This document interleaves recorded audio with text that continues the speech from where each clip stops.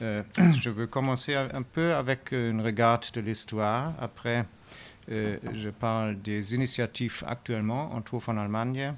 Après, l'université dans la ville aujourd'hui, les chances et les défis, finalement. Si on va à l'histoire, je pense que le modèle de l'université européenne, c'est un modèle de l'université dans la ville.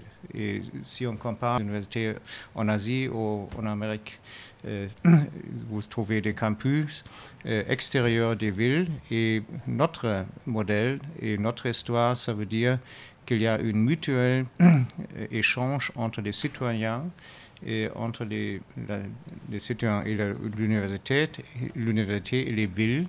Et l'université a influencé beaucoup la vie dans les villes. Et je pense, si on regarde aujourd'hui, on rentre à ce modèle avec des initiatives différentes et on le trouve en Allemagne aussi. Nous avons commencé avec notre organisation, le DSB, qui est comparable de CNUS. La seule différence, c'est que nous sommes indépendants, nous ne sommes pas un département du ministère. Et nous avons organisé avec le CPU allemand et l'association des villes en 2010 une grande conférence qui s'est nommée Ville universitaire. Et nous avons essayé de trouver des chances des villes qui ont des universités. Nous avons discuté sur les relations qui promouvoir la vie étudiante, le développement des universités. À l'autre côté, et je vais vous montrer quelques expériences que nous avons trouvées dans cette conférence. À l'autre côté, il y a maintenant le Conseil des sciences en Allemagne qui propose maintenant les régions scientifiques. Ça veut dire qu'il propose une coopération des acteurs relevants, ça veut dire les différentes universités, des entreprises, des services d'étudiants aussi à l'autre côté, pour promouvoir les régions. Et c'est un nouveau concept parce que peut-être vous savez, nous avons eu l'initiative d'excellence qui a fondé et financé quelques universités. Et à un moment, on va promouvoir un échange ou un change, ou un nouveau paradigme qui ça veut dire subvention aux des régions scientifiques. À l'autre côté, nous avons chaque année une concurrence du ministère de la Recherche et de l'Éducation supérieure. Et cette année, on a pris le nom Année des villes scientifiques et on donne beaucoup de subventions pour activités des villes et des universités qui coopèrent comment pour promouvoir les villes d'université.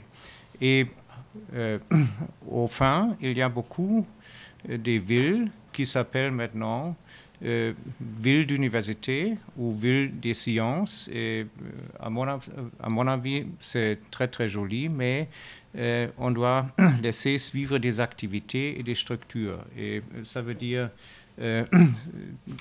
c'est la raison parce que nous avons commencé de travailler dans ces sujets aussi avec les chanceliers des universités. Nous avons un groupe de travail qui est établi après maintenant, il y a, je pense, 12 ou 13 ans.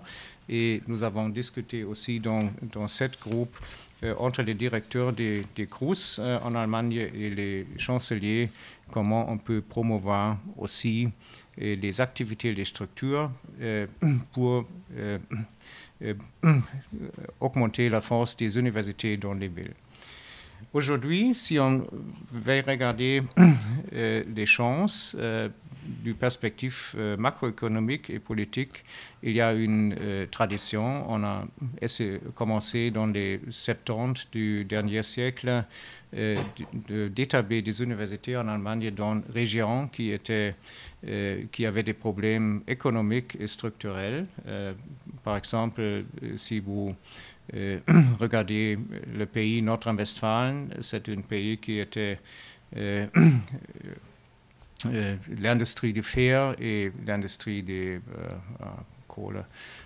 On a charbon, merci, qui ont eu un change des structures très très fort et on a établi, je pense, beaucoup des universités. Et à un moment, c'est le pays avec le plus grand nombre des universités en Allemagne et le plus grand nombre des étudiants aussi. Je pense en Allemagne, nous avons actuellement 2 700 000 étudiants et on a, à Nordrhein-Westfalen, ce sont 600 000 étudiants à un moment en Nordrhein-Westfalen, par exemple. OK, et si on regarde, on peut regarder aussi des effets de cette activité dans les 70 années du fin siècle. Il y a des structures économiques. Les universités ont influencé aussi les structures. Il y a des coopérations qui ont une longue tradition très très longue entre des entreprises et il y a un échange en transfert des sciences aussi, en coop dans la recherche avec les entreprises. Moi, je suis membre d'un conseil de l'administration d'université dans cette région et je sais qu'on a promouvé très très beaucoup la coopération à un côté, à l'autre côté.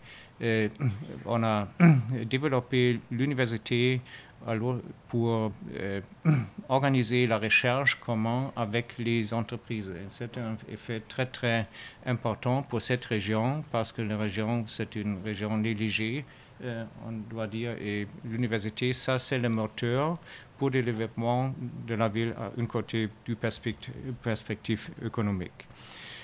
Régionaux, on peut dire les universités et les CRUS naturellement aussi, elles sont grands employeurs. On ne devrait pas oublier, c'est une chance pour la coopération avec les villes, avec les régions. À l'autre côté, parce que si on parle sur le logement des membres d'université, des étudiants, il est nécessaire de trouver assez de logements. Nous avons des régions, par exemple à l'est d'Allemagne, en Jena. Jena, c'est une région à Thuringie.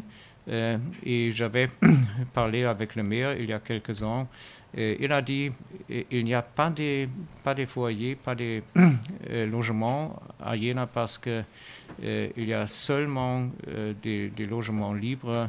Moins de 1%. Ça veut dire que le marché du logement est terminé et on a efforcé de trouver, par exemple, pour les employés des universités qui veulent suivre une carrière double, on a trouvé aussi des logements, on doit trouver des places pour l'emploi et quelque chose. Ça veut dire en coop entre tous les acteurs, l'université, le CRUS, la commune, les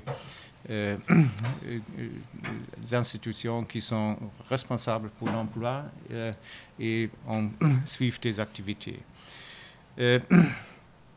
Et nous avons aussi des recherches, par exemple à Berlin, de l'Université technique de Berlin, à rechercher les influences économiques dans la région autour de l'université.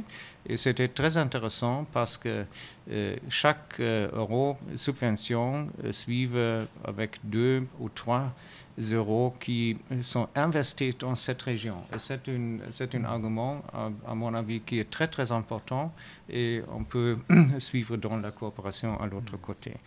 Et nous avons recherché aussi le pouvoir d'achat des étudiants. On ne devrait pas estimer qu'ils sont si petits.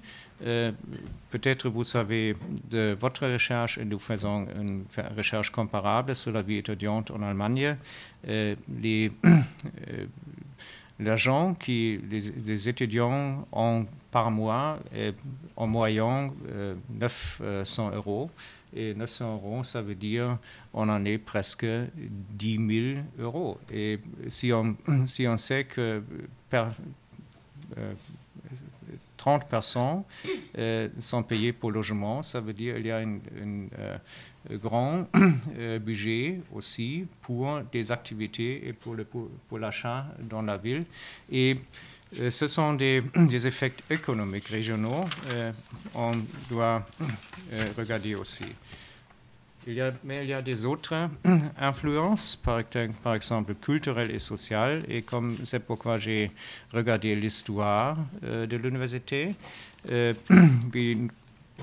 Par exemple, si je parle avec des maires, ils sont bien satisfaits qu'ils ont eu la chance d'établir une université parce que le moyen de l'âge dans des villes petites est très très réduit. Ça veut dire il y avait des nouveaux influences culturelles, sociales, et c'est très intéressant pour les villes parce que les villes sont attractives.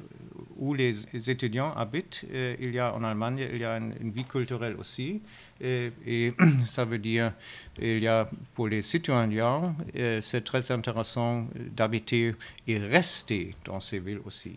Et, à l'autre côté, il y a une coopération dans les petites villes parce que les grosses ont des offres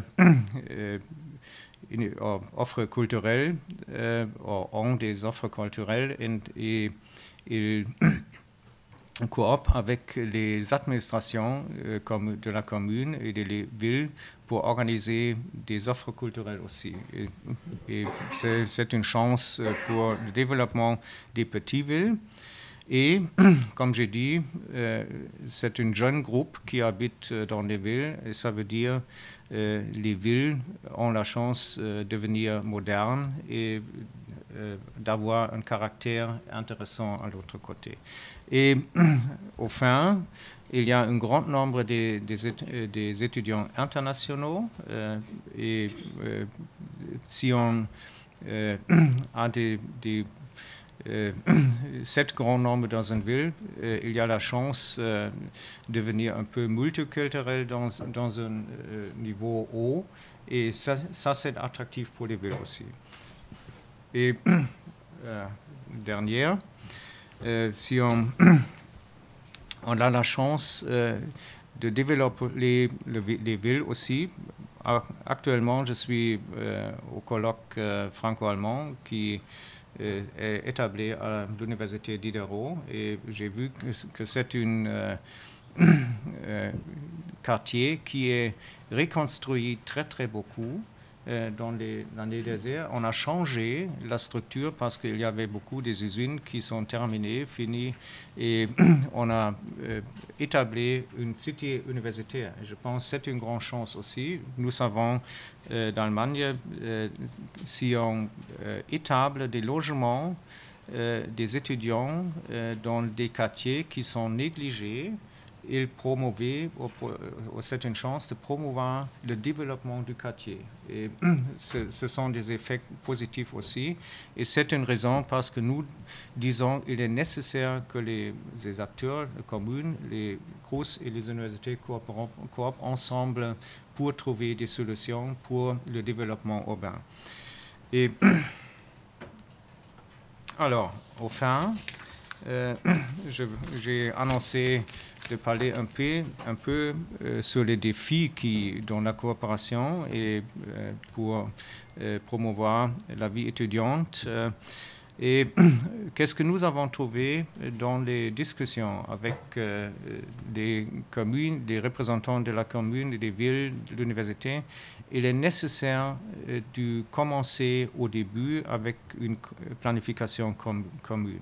Sans cette planification commune, un des acteurs oublie, par exemple le logement, les restaurants, ou un autre aspect très très important, c'est organiser la transportation publique pour l'université et pour les étudiants aussi, parce qu'on peut établir un campus dans une région, et s'il n'y a pas de transportation publique, cet campus n'est pas attractif. Et ça veut dire qu'on doit penser à ces choses aussi.